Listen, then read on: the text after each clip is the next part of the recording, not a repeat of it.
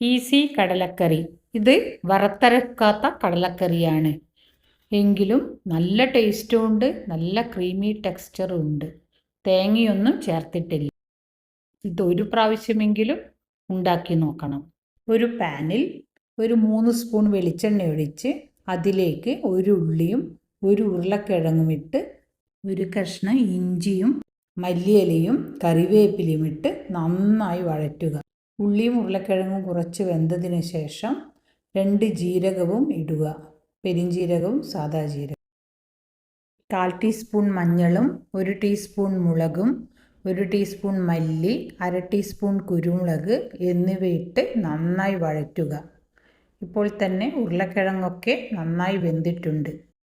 ഇന്നലെ 1/2 കപ്പ് കടല കുതിർത്ത് വെച്ചിട്ടുണ്ടായിരുന്നു. അതിലേക്ക് 2 ഗ്ലാസ് വെള്ളവും ഒഴിച്ച് നന്നായി വേവിച്ചെടുക്കുക.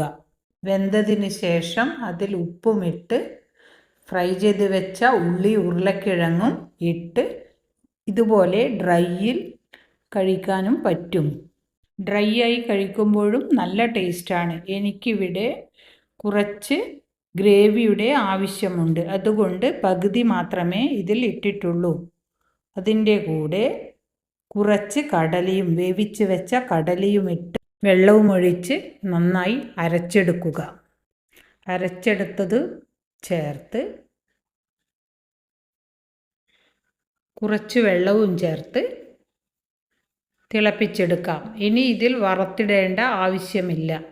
അരച്ചെടുക്കുന്നില്ലെങ്കിൽ അത് ഫുള്ളായി കടലയിൽ ചേർത്ത് ഡ്രൈ ആയിട്ടും എടുക്കാം. ഇത് പുട്ട്, ചപ്പാത്തി, വെള്ളയപ്പം എന്ന് വേണ്ട ഒരുവിധം എല്ലാത്തിനും ഉപയോഗിക്കാം. തേങ്ങയൊന്നും അരച്ചിട്ടില്ലെങ്കിലും ഇതിൻ്റെ ഗ്രേവി നല്ല തിക്കായിട്ടുണ്ട്. കഴിക്കാനും നല്ല ടേസ്റ്റാണ്. എളുപ്പത്തിലുണ്ടാക്കാം.